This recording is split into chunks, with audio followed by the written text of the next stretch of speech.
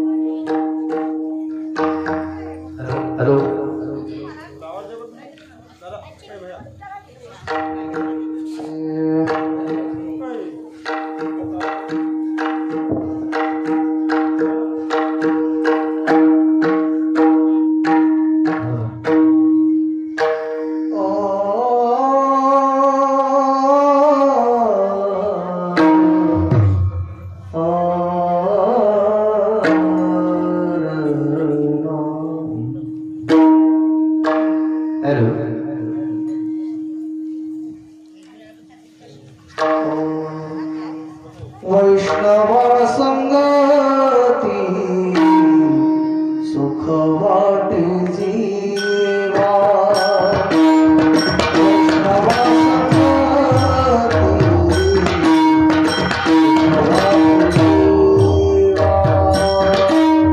वैष्णव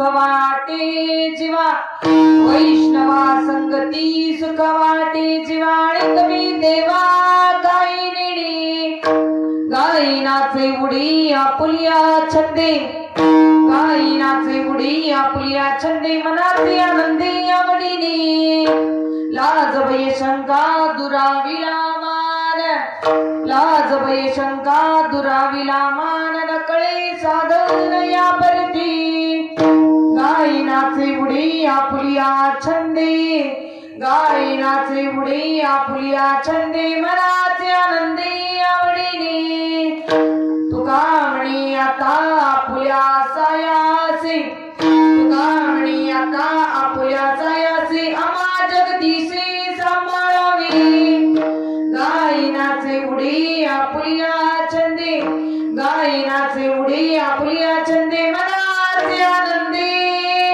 आवडीने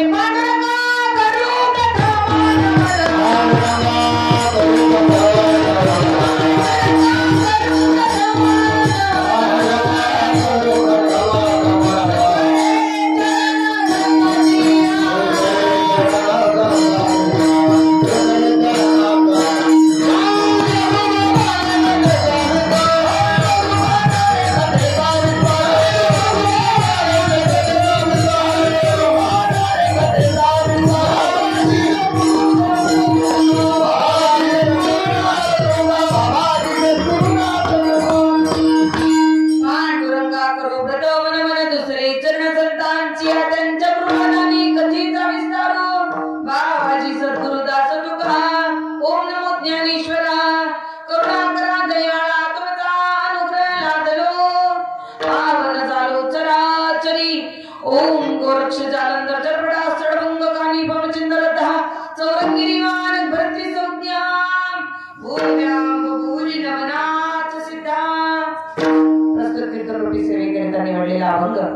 जगतवंदनीय संत श्रेष्ठ संत शिरोमणी वारकरी संप्रदायाचे कळस गणले जाणारे श्रीमंत श्री जगद्गुरु तुकोबराय यांचा चार चरणाचा अतिशय सुंदर वैष्णवांची महानता प्रकट करणारा हा अभंग आजच्या कीर्तनरूपी सेवेकरिता निवडलेला आहे. आजच्या कीर्तनाची सेवा असा प्रसंगाने प्राप्त झाली की मुझे पारडी या गावात चालत असलेला हा अखंड नाम सप्ताहाचा हा चौथ्या दिवसाची ही कीर्तनरूपी सेवा माझ्या वाट्याला आलेली असल्या कारणाने प्राप्त झालेल्या प्रसंगाला अनुसरून निवडलेला अभंग संत श्रेष्ठ जगद्गुरु तुकोबराय यांचा चार चरणाचा या अभंगामध्ये जगद्गुरु तुकोबराय खऱ्या वैष्णवाच्या संगतीत गेल्यानंतर जीवाला सुखाची प्राप्ती होते असं सांगतात. विठ्ठला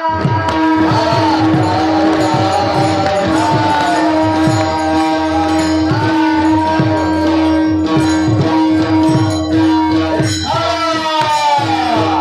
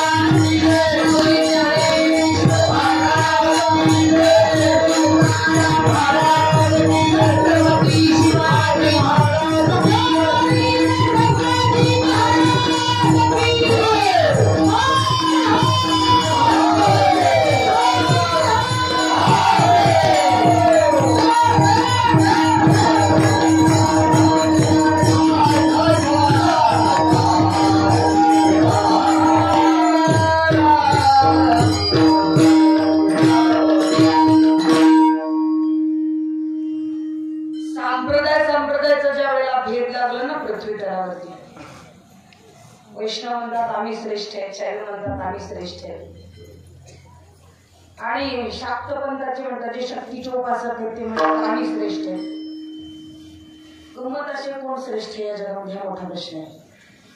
कारण आजची सुरुवातच मी इथून करत आहे की आपण ज्या संप्रदायाचं इथे सगळ्यात सभंगडाच्या संगतीने जे खेळ मांडलोय ना, तर मग महत्वाची गोष्ट अशी समजा वारकरी संप्रदायाचे आपण सगळेजण अनुयायी बनलो.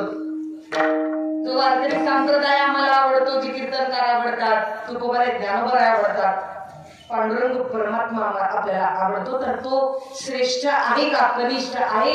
इतरांनी त्याला कनिष्ठ सांगितल्यानंतर तो श्रेष्ठ कसा आहे हे सिद्ध करता आलं पाहिजे. याच्यासाठी आजचं कीर्तन आहे. विठाला विठाला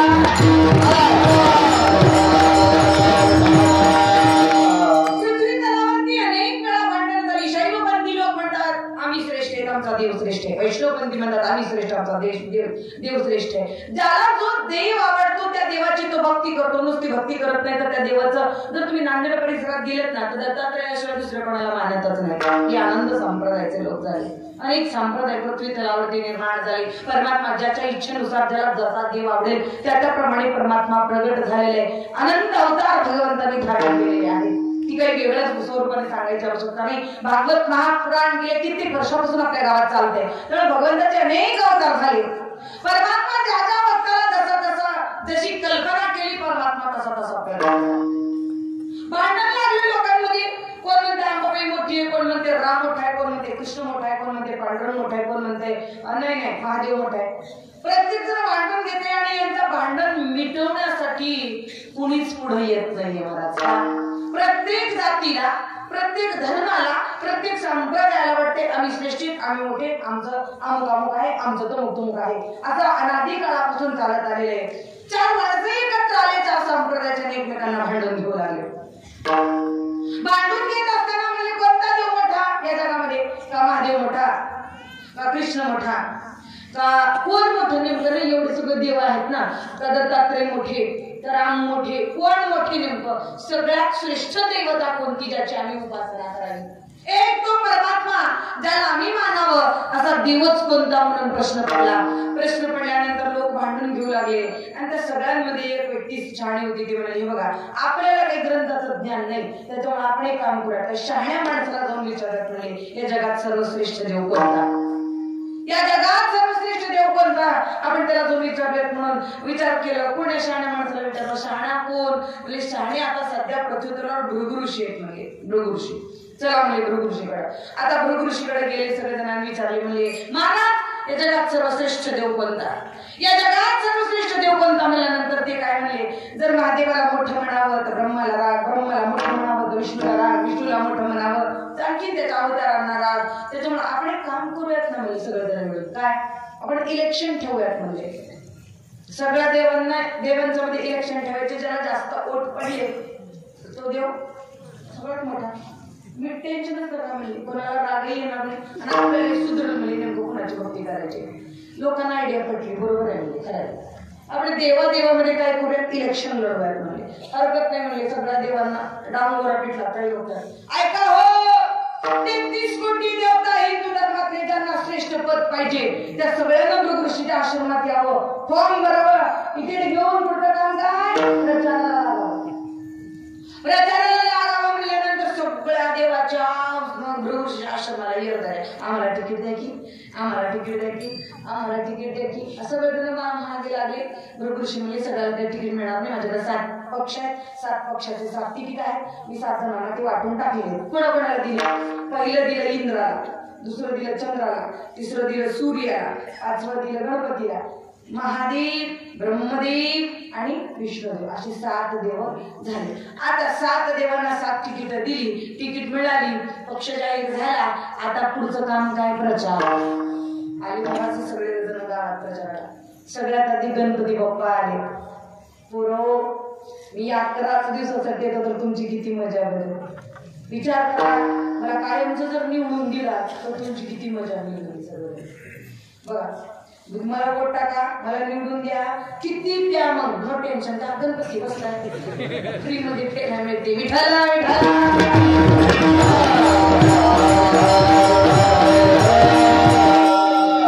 मला निवडून द्या. आता इंद्र इंद्र आला त्यांनी आपला प्रचार केला, चंद्र आले त्यांनी आपला प्रचार केला, सूर्य आले त्यांनी आपला प्रचार केला, महादेव आले, विष्णुदेव आले, ब्रह्मदेव आले, सगळ्यांनी आपापला प्रचार केला, निघून गेले.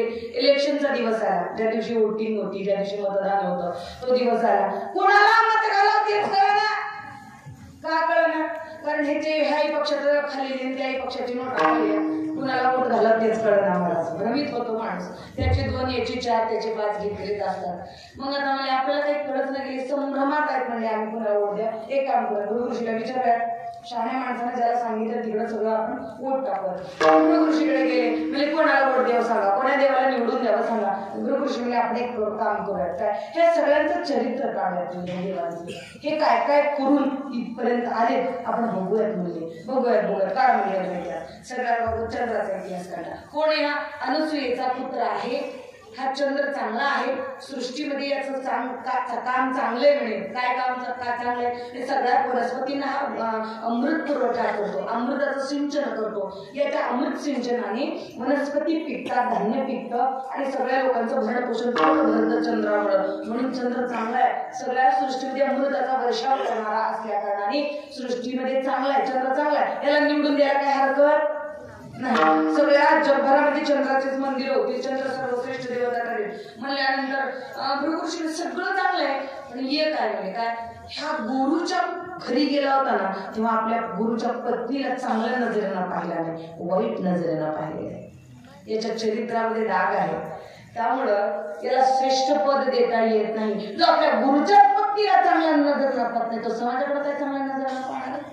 चरित्र भ्रष्ट माणसाला श्रेष्ठ पद देता येत नाही म्हणजे बर नको म्हणजे टाकून द्या मागं. पुढचा पाऊल उचला. कोणाचा? म्हणजे सूर्याचा. सूर्य चांगला का? सूर्य म्हणून तर सगळं काम होतं, धंदा होतं, दिवस निघतो. सूर्यामुळे वनस्पती त्यांना प्रकाश मिळाल्यामुळं काय अन्न तयार करते, अमुक तमुक सगळं त्याचे जे काही क्वालिटीज होत्या त्या सगळ्या क्वालिटी सांगण्यात आल्या. भृगुऋषी म्हणजे सगळं चांगलं आहे.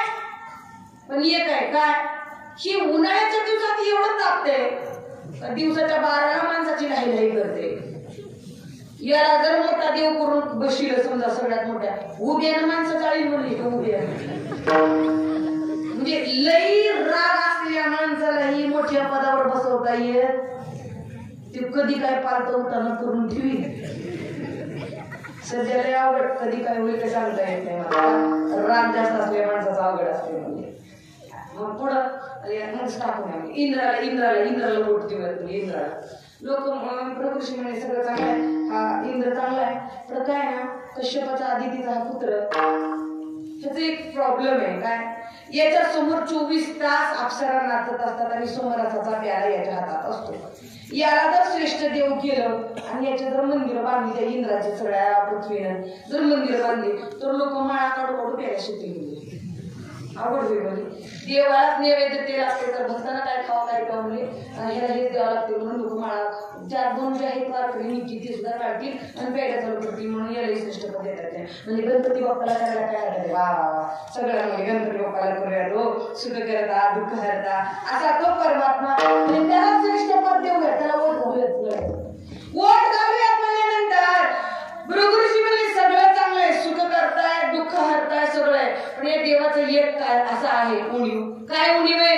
ते सव्वाखंडीचे मोदक दिल्याशिवाय कोणाचंच काम करत नाही. म्हणजे टेबलाच्या खालून नोटा पार्सल करावे लागतात.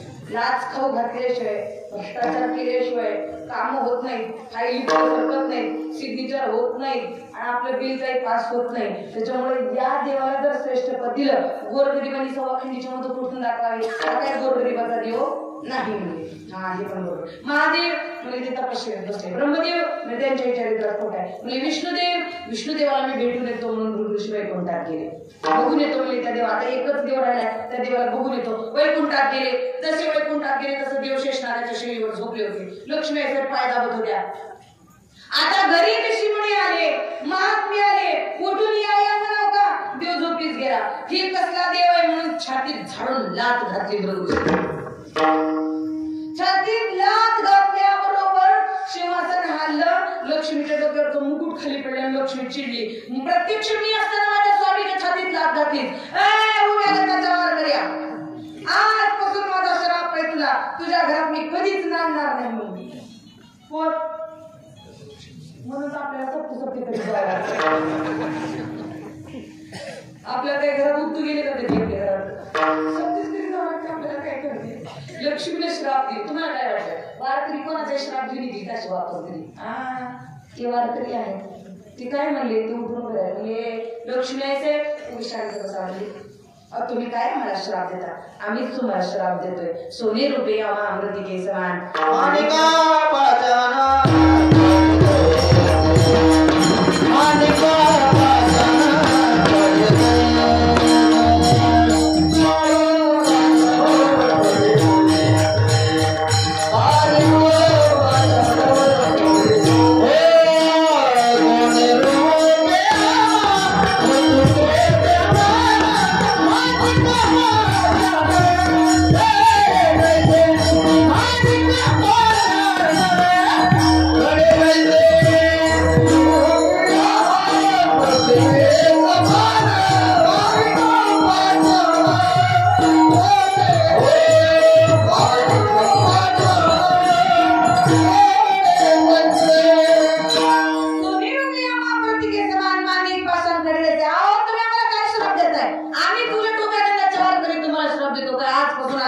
संपत्तीला लक्ष्मीला काहीच किंमत देणार नाही आम्ही भक्ती करतो केवळ एक भगवंताची भक्ती करू देवाशिवाय आम्हाला दुसरा काही नको आता भृगुऋषी लक्ष्मी साहेबाला म्हणतात लक्ष्मी साहेब भृगुऋषीला बोलतात दोघांचं भांडण लागलं एवढ्यात देव उठले आणि देव उठून म्हणतात भृगु तुझ्या कोमल पायाला माझी कठोर छाती लागली असेल दे तुझा पाय मी तेल लावून चोळतो म्हणून देव तेल लावून चोळायला लागले तेव्हा भृगुऋषीच्या डोळ्यात अश्रू आले अरे देवा लात घालायला येणाऱ्या भक्ताचा सुद्धा उद्धार करतोस की काय तुझी कोमलता आहे अंतःकरणाची काय तू मोठा आहेस काय तुझं श्रेष्ठत्व वर्णन करू देवा इतकं प्रेम करतो का तू भक्तावर भृगुऋषी देव म्हणाले भृगुऋषीला भक्ताशिवाय या जगात मला दुसरं कोणी प्रिय नाही भक्त माझ्यासाठी अत्यंत लाडके आहे म्हणून मी भक्तावर अतिशय प्रेम करणार आहे भक्तांनी माझा अपमान केला काय सन्मान केला काय त्या भक्तासाठी सदैव सर्व काळ 24 तास त्या भक्ताच्या कार्यासाठी मी सदैव जागृत असतो असं भगवंतांनी सांगितल्यानंतर भृगुऋषी रडायला लागले डोळ्यातले अश्रू पुसले भगवंतांनी आणि वरदहस्त ठेवला हा प्रसंग ज्यावेळेला तुकोबाराय पाहतात तुकोबाराच्या लक्षात आलं की या जगामध्ये विष्णू सारखा देव दुसरा कुठला नाही त्या भगवंतासारखा देव दुसरा कुठला नाही जो भक्तावर कृपा करणारा आहे पण त्या देवापेक्षा ती भक्त श्रेष्ठ वाटले ते वैष्णव श्रेष्ठ वाटले का श्रेष्ठ वाटले कारण त्यांनी लक्ष्मीला बाजूला सारलं आणि देव प्रत्यक्ष हृदयात ठेवला परमात्मा प्रत्यक्ष हृदयात ठेवला आणि लक्ष्मीला बाजूला सारलं जगातलं कोणतंही सुख त्या सुखाला बाजूला सारलं फक्त देवाचं सुख मानलं भगवंताच्या भजनाचं सुख मानलं अशी जे खरे निष्ठावान वैष्णव आहेत त्या वैष्णवाच्या संगतीत गेल्यानंतर कशाची प्राप्ती होते अभंगाच्या संगती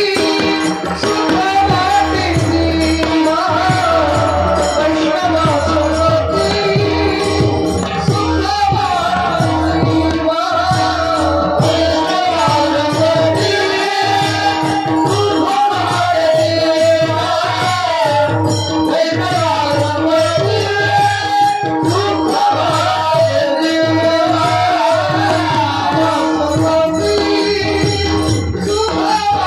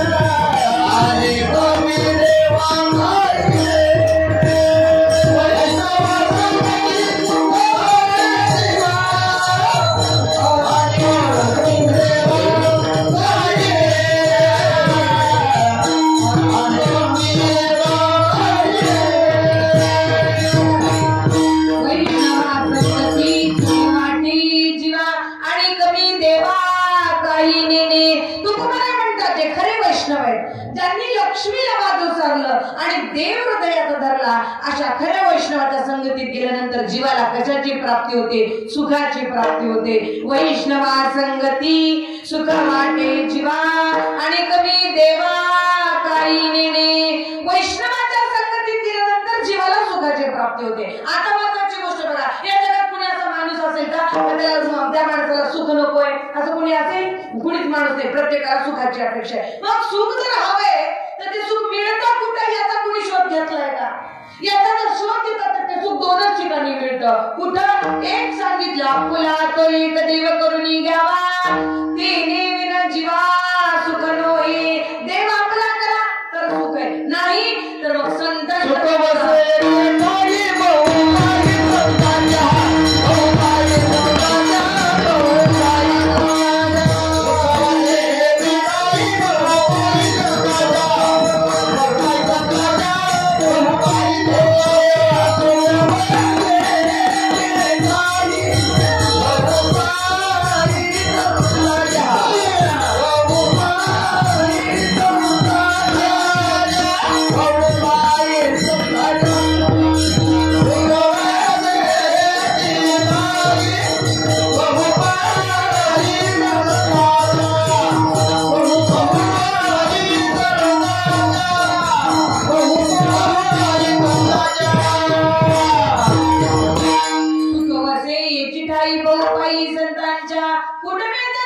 दोन ठिकाणी पत्ता सांगितला, ज्याला ज्याला पाहिजे तरी जाऊन तिथून घेऊन या. दोन ठिकाणी सुख मिळतं, एक देवाजवळ, दुसरं संतांच्या जवळ. गंमत अशी, आपला तो एक देव करून घ्यावा, तिने विन शरीरा सुख नोहे. असं म्हणले का? काय म्हणले? जीवा म्हणले. किती सुंदर आहे भाषा बघा बरं.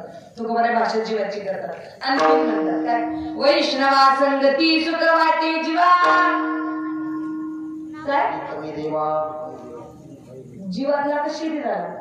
जीवाला कुणाला सुखी करा माणसाने, जीवाला करा का शरीराला? जीवाला सुखी केलं तर शरीर आपोआप सुखी होतं, पण जीवच सुखी नाही, शरीर सुखी होणार नाही. म्हणून सुख पाहिजे असेल तर एक संतांच्या जवळ जा, संगतीत जा, नाही तर देवाजवळ जा. देवाजवळ जाण्याची भक्ती निर्गुण सांगितली आणि संतांच्या जवळ जाण्याची भक्ती सगुण सांगितली. विठ्ठला विठ्ठला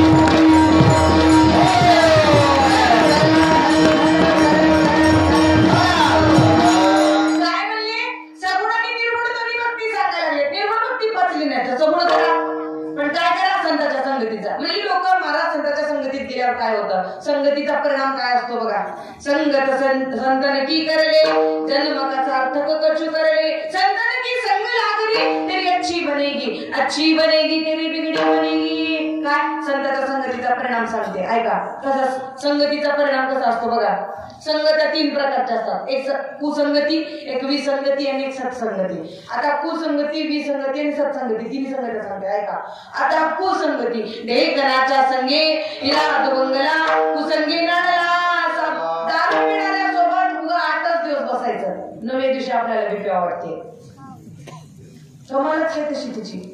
बंगल्या लोकांच्या संगतीत बसलं, चोराच्या संगतीत गेली काय ना काय चोराचं वाटतं. कधी चोरा वाटलं, कधी विचार आला मनात, कळत सुद्धा नाही. वाईटाच्या संगतीत गेली की वाईटच होतं. आता विसंगती कशी असते बघा.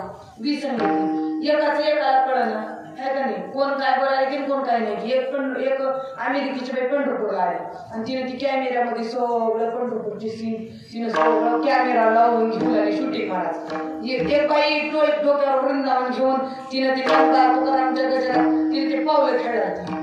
एक पाय पुढे एक पाय माग असं तिचं चालू होतं. ज्ञानबा तुकाराम, ज्ञानबा तुकाराम, ज्ञानबा तुकाराम. ते पावलं खेळत होत, एक पाय पुढे एक पाय माग. डोक्यावर तुळशी होती, तुळशीचं वृंदावन, त्याला काय हात लावलेलं नव्हतं, काही नाही, चुंबळ ठेवून वर वृंदावन ठेवलं आणि त्याच्यात ती नाचत होती हात सोडून. त्या बाईला कुठल्या अमेरिकेच्या तिला लई आवडलं दृश्य. बाबा बाबा म्हणली बाई छान नाचलेली बाई म्हणून तिनं असं कॅमेरा घेतली तिच्यावरून असं पाऊल टाकला आणि ती बघता बघता म्हणली वाव दिस इज वंडरफुल म्हणली. काय म्हणली? दिस इज वंडरफुल. तिनं काय म्हणते? अरे सत्वे वंडरफुल नाही पंढरपूर म्हणली. तिने काय म्हणाले हिला कळलं, हिने काय म्हणाले तिला कळायला. विसंगती म्हणतात. आता सत्संगती एक आहे बघा. सत्संगती कशाला म्हणतात बघा.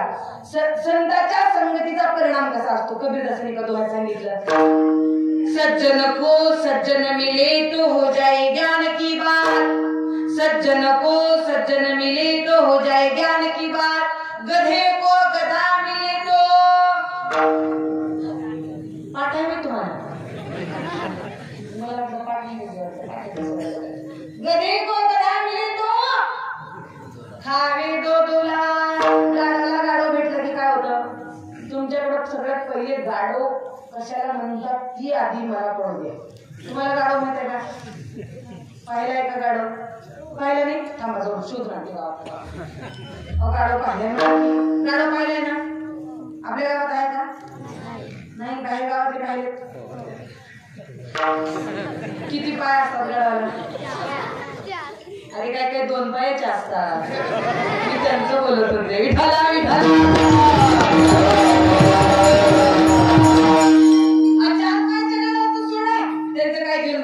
काय काय 2 पायाचे असतात आणि ती जर भेटली आपल्याला आणि त्यांच्या जर नादी आपण लागलं. गडाच्या मागे कधी पळाला का तुम्ही? पळाल्यावर काय होतं माहितीये का? लय भारी पळतात गाडो. पुढच्या पायाने ढामतात तर मागच्या पायाने लाग घालतात, पुढच्या पायाने मागे ढामतात तर मागच्या पायाने लाग घालतात. गाडाच्या माग पळाला का थोडं फुडून घ्यायचं काम आहे, दुसरं काही कामच नाही. विठाला विठाला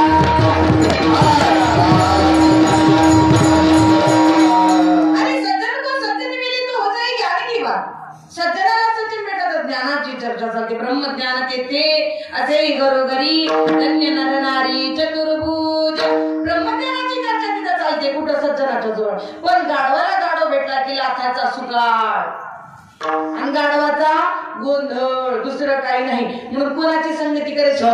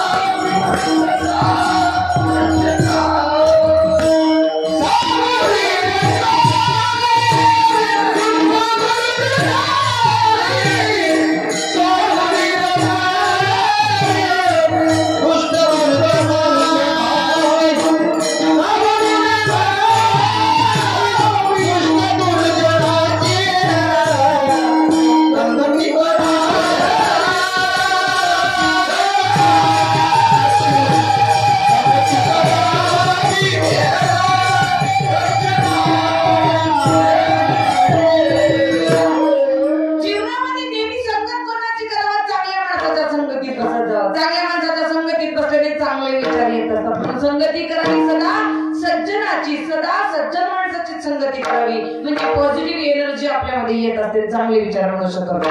म्हणून इथे जगद्गुरु तुकोबा सांगतात वैष्णवा संगती सुख वाटी जीवा आणि कमी देवा काही देणे. वैष्णवाच्या संगतीमध्ये जीवाला सुखाची प्राप्ती. वैष्णव कुणाला म्हणावं? प्रश्न मोठा आहे. ज्यांनी तुळशीची माळ घातली ते वैष्णव, जे कीर्तन करतात ते वैष्णव, जे पंढरीची वारी करतात ते वैष्णव, कोण जे पांडुरंगाचे भक्त आहेत ते वैष्णव. कोण वैष्णव? अरे हे सगळे पहिली लक्षण झाले. अंतर्लक्षण काय? वैष्णव तो दया अवघी देवावरी माया. देवावर त्याची माया किती आहे? बायको लेकरं घर संसार शेती पैसे सगळं सोनं नाणं एकीकडं आणि देव एकीकडं. दोन्ही समोर ठेवलं. तुला काय पाहिजे? हे सगळं नसलं तरी चालतंय देवा, पण तू मला पाहिजेस असा म्हणणारा खरा वैष्णव. विठाला विठाला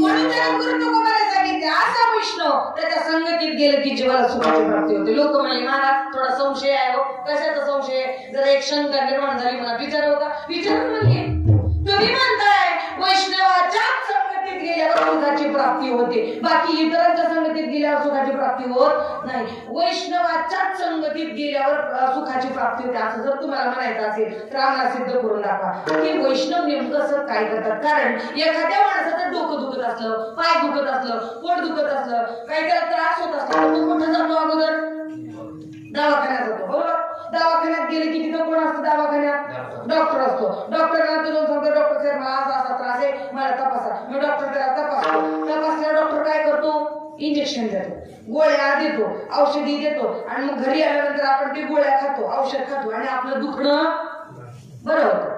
दुखत आहे, त्रास कमी होतो आपल्याला. मग दुखी लोक ज्या वेळेला वैष्णवाच्या संगतीत गेले, वैष्णव नेमकी कोणती ट्रीटमेंट करतात की जे केल्यामुळं माणसाचं दुःख नाही होत आणि त्याला सुखाची प्राप्ती होते. काय करतात वैष्णव सांगा बरं? आपण का दुसरं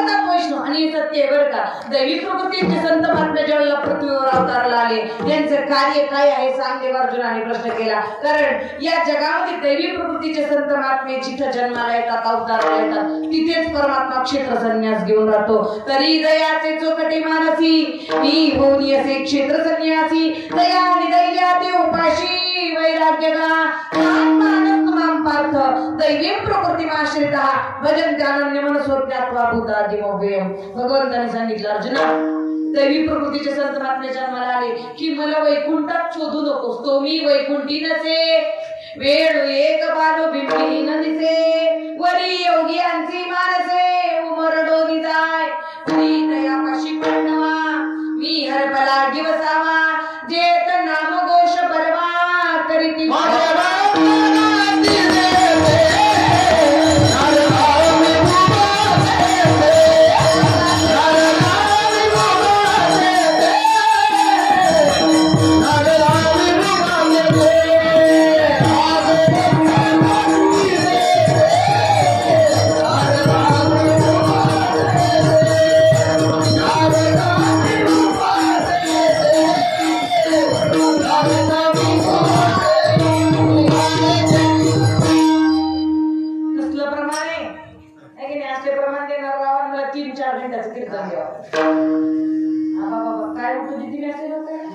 जागा हलू देणार नाही, फक्त गाणारे वाजवणारे असं साथ देणारे राव. मग खरा आनंद आहे. हा खेळ नव्हे, एकटाचा खेळ आहे का सांगावर? बोलणार एकटाचा खेळ आहे. तुम्ही सवंगडी साथ दिली तर खेळ आनंदात आहे. खाली बसलेल्या लोकांना समाधी लागेल एवढा आनंद या भजनामध्ये. नारदाला सांगायला देव, नारदा माझे भक्त जिथे कीर्तन करतील, नाचतील, गातील, तिथं माझा पत्ता आहे म्हणजे तिथं मी आहे. मी दुसरी कुठे मी वैकुंठात नाही, मी योग्यांच्या मनात नाही. परिता यापाशी पांडवा मी हरबला दिवसावा, जे नामघोष बरवा करीती माझा कृष्ण विष्णू हरी गोविंद, या नामाचे निकळ प्रबंध. माझी आत्मचर्चा विशद उदंड गाती. उद्दंड होऊन जे कीर्तन करतात का त्यांच्या हृदयात मी क्षत्र संन्यास घेऊन राहिलो. विठ्ठला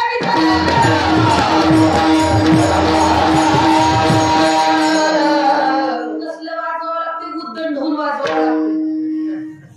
उभा हळू दुखते खुब्याचं दुखते उद्दंड व्हावं लागते बाळा. उद्दंड व्हावं लागते. ही वाजण्यात खूप तिकडे बाहेर गेलो तुझी जमणार नाही बरं. कला प्राप्त झाली त्याला पचवली पाहिजे बाळा. आशीर्वाद आहेत तुला माझे. पचवता आलं पाहिजे कला. जी मिळाली ना कला तर त्याला पचवावं असं. मग महाराष्ट्रात नाव कमवशील. एकदा कला पचवायला शिकलास की. विद्या घडून ज्ञान घडून गावा गोविंदुला. गिळता आलं पाहिजे. उदंड होऊन गावं लागते. उंग ओठातून गातो बारीक आवाज काढून. घंट्याला एक टाळ वाजत मला कीर्तन होते. बोलणार आहे ना बेंबीच्या देठापासून बोलावं लागतंय. परवानीचा घोष झाला तर मग कीर्तन, मग आनंद आहे. त्याच्याशिवाय आनंद नाही. उदंड होऊन त्या भगवंताची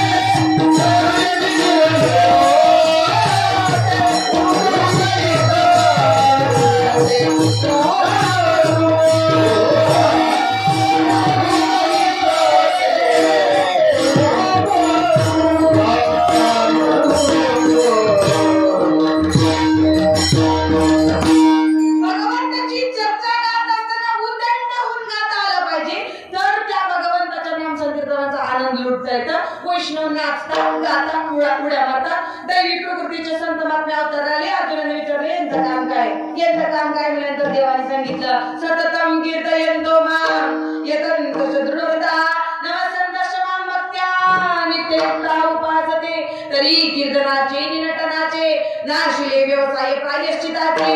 जे नामाची नाही पापाचे ऐसे केले. गावात सत्ता ठेवावा. गावात सत्ता ठेवण्याचं काय कारण आहे?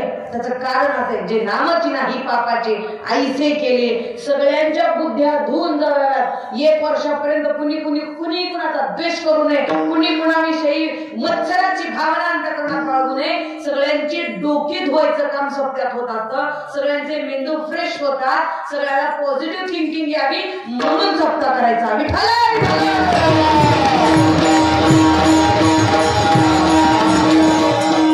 चांगले विचार कुठून येणार आहेत तुम्हाला? कोण आहे तुम्हाला चांगले विचार सांगणार? सांगा बरं. दुकानात जाऊन आणता होई आम्हाला ज्ञान काय जेवढे तात्पर्य द्या 1 लाख रुपये देतो तुम्हाला. दुकानात देते का बघ. ज्ञान जर तुम्हाला पाहिजे असेल, साधू संतांची जीवनचरित्र कथा ऐकायची असतील, तुमच्या जीवनामध्ये तुम्हाला पडलेल्या प्रश्नाची उत्तरं हवी असतील, कोण देणार आहे? ज्ञानी माणसाच्या तर जवळ तुम्ही जाणारच नाही. मग ज्ञानी माणसाला निमंत्रित करावं लागतं गावात सप्ताहामध्ये. चिंतन सांगावी लागतात अभंग घेऊन. त्या चिंतना ज्या वेळेला त्या अभंगावर चिंतन होतं, ज्या वेळेला त्या अभंगाच्या अनुषंगाने विषय मांडला जातो, त्या वेळेला आपल्याला आपलं मन स्थिर होतं. शांत बुद्धीने कीर्तन ऐकत होतं. आपलं बुद्धी शांत होते, स्थिर होते. वाईट दुर्बुद्धी आपल्या मनामध्ये निर्माण होत नाही. म्हणून गावामध्ये सप्ताह झाला पाहिजे. जे नामाची नाही पापाचे ऐसे केले. पापाचं नावाचं नाही, वर्षभर झालेल्या पाप सप्त्यात धुवून जाते. हे एवढं नामाचं गजर ऐकल्यानं माहितीये का? वर्षभर जे लोकांच्या शेतातली वैरण काढून आण, लोकांचे ऊस काढून आण, लोकांच्या बांधकामातल्या इटा काढून आण, रात्राच्या टोपल्यात झोपल्या टोपल्यावर वाळू तू घरात ही असलीची एक प्रकार म्हणलेले वर्षभराची प्रकार कीर्तन ऐकल्याने नाही होता. विठ्ठला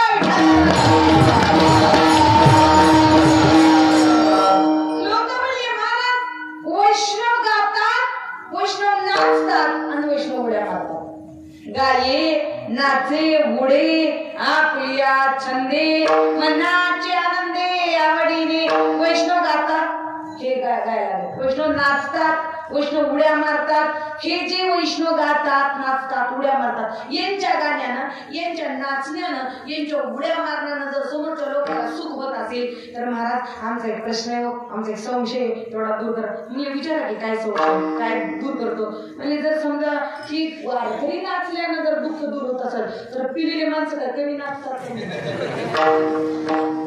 पिलेले